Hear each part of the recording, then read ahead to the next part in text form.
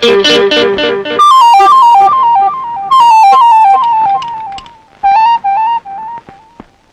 Shashi, coffee తాగుదాం, వస్తావా? No thanks. పోనీ కూల్ డ్రింక్? అక్కర్లేదు.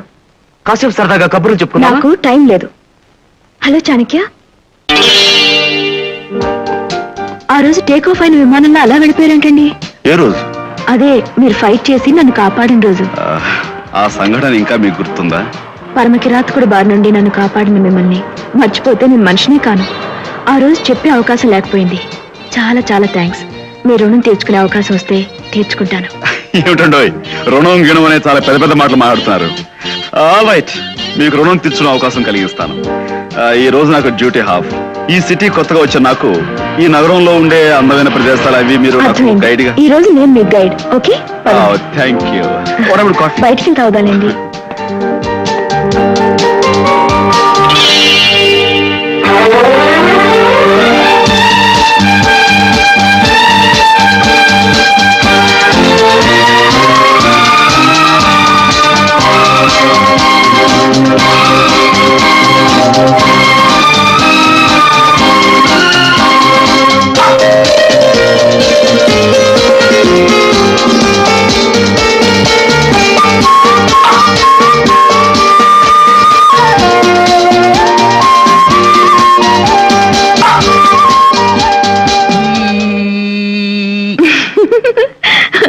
అదేంటండి అతను అలా జుట్టు పీక్కుంటున్నాడు?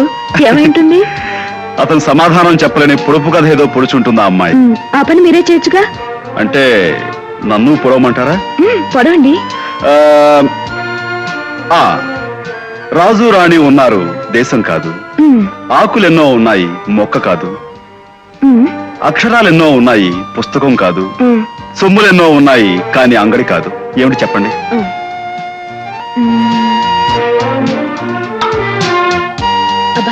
చాలా కష్టమైన వేశారండి. మీరు ఓడిపోయాను ఒప్పుకుంటే నేను విప్పుతాను, కానీ ఒక్క షరతు. ఏమిటిది? మీరు కళ్ళు మూసుకుంటేనే నేను విప్పుతాను. ఓకే, విప్పేస్తున్నా. చేట్ల పేక. నన్ను ఓడించారు కదా, ఈసారి మిమ్మల్ని కలిసినప్పుడు నేను మిమ్మల్ని తప్పకుండా ఓడిస్తాను. చూద్దాం డెఫినెట్ గా. శశిరేఖ, శశిరేఖ, కస్టమ్స్ ఆఫీసర్ చాణక్య నీకు ఈ లెటర్ ఇమ్మన్నారు. నిన్ను వెంటనే కలుసుకోమన్నారు.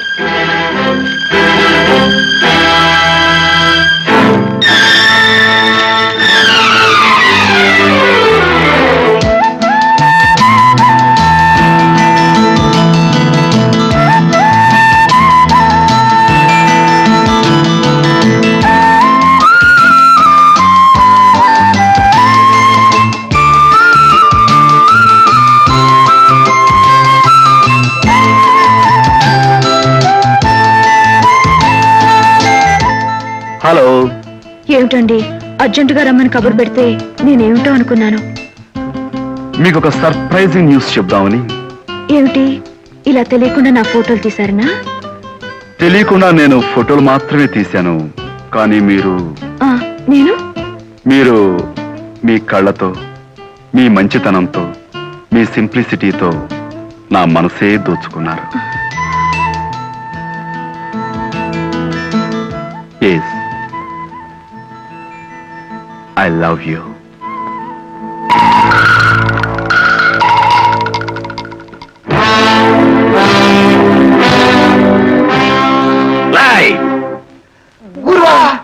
ఒక్క నెల రోజులు నేను లేకపోయేసరికి రంభలేని ఇంద్ర సభలా తయారు చేశారా నా రెస్టారెంట్ ని. ఎక్కడ రా నాట్యం రాణి? రాణి నువ్వు లేకపోయేసరికి పారడు ప్యాసింజర్ తో లేచిపోయింది. రంగాజీ, రాణా గారు తమ్మని ప్రకృతి సేవా సదనానికి తీసుకురమ్మన్నారు. ఆ పిలుపు ఇంకా రాలేదేమిటా అని ఎదురు చూస్తున్నాను. పదండి.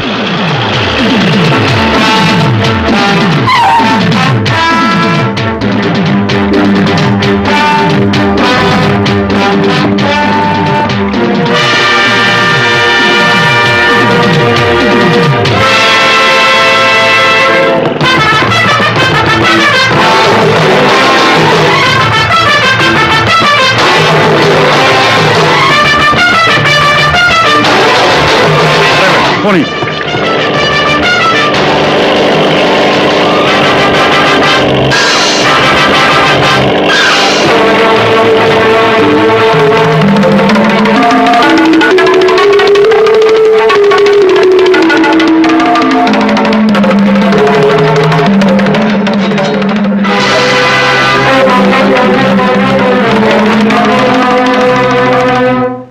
Sit down. నిజమే, ప్రజల దృష్టిలో పైనున్నది ప్రకృతి వైద్యశాల. అందులో ఉండే వాళ్ళల్లో 190 మంది నిజమైన పేషెంట్స్, ఆ మిగతా 10% మంది నా మనుషులు. దీన్ని గవర్నమెంట్ దగ్గర నేను 99 సంవత్సరాలు లీజు తీసుకున్నాను. ఈ అండర్ గ్రౌండ్ లో స్మగ్లింగ్ ర్యాకెట్ నడుపుతున్నాను, ఎవ్వరికీ తెలియకుండా. Good morning Ranaji. Oh welcome Ranga, welcome. మీరు పోయాడు. మీ ఇద్దరు నాకు 2 కళ్ళు అనుకున్నాను. నా చేత్తోనే స్వయంగా వాడిని చంపాల్సిన పరిస్థితి ఏర్పాటు చేశాడు వాడు. ఎవడు రాణాజీ వాడు? వాడు లోపలికి వెళ్ళకూడదు సార్. వాడే వాడే వాడిక్కడికి ఎలా వచ్చాడు? పద పైకి వెళ్దాం. అదేంటయ్యా, ఇదేమైనా రహస్య స్థలమా పర్మిషన్ తీసుకోవడానికి? కాదు సార్, ప్రశాంతత కోసం ప్రకృతి వైద్యం చేయించుకోవడం కోసం చాలా మంది పెద్ద మనుషులు వస్తూ ఉంటారు. వాళ్ళ సెక్యూరిటీ కోసం అన్ని జాగ్రత్తలు తీసుకుంటాం సార్. రంగా, వేరును చూసి చెట్టు పేరు చెప్పగల సమర్థుడు చాణక్య. వాడిక్కడ ఎక్కువసేపు ఉండడం అంత మంచిది కాదు. నా బ్రీఫ్ కేసులో అమెరికన్ డాలర్స్ ఉన్నాయి. నేను ఆ దారి వైపునే వెళ్ళాలి. నువ్వు ఎలాగైనా వాడిని అట్రాక్ట్ చేసి దారి మళ్లించు. ఓకే.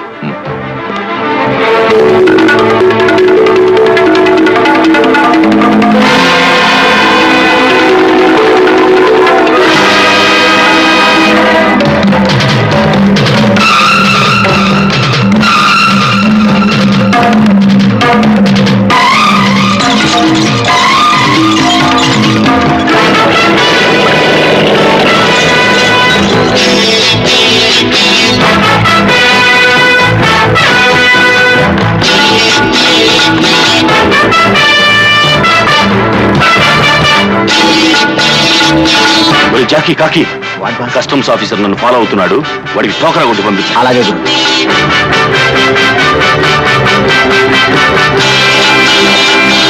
సారీ సార్, ఇంకా రెస్టారెంట్ తెరవలేదు సార్. సాయంత్రం 6 గంటల వరకు మూయబడి ఉన్నాను. నేను ఇక్కడికి వచ్చింది మీ రెస్టారెంట్ లో ఐటమ్స్ టెస్ట్ చేయడం కోసం కాదు. ఒక నల్ల జర్కిన్ వేసుకున్న వ్యక్తి లోపలికి వెళ్ళాడు. మీరు ఎవరైనా చూసారా? జర్కిన్సా? లోపలకా జర్కిన్స్ వచ్చినా, జాకెట్స్ వచ్చినా సాయంత్రం 6 గంటల తర్వాతే సార్. అది సారీ, నేనే పొరపడబడ్డాను. ఒరే కాకి, వాడు వెళ్ళాడో లేదో మూల వరకు వెళ్ళి చూసిరా.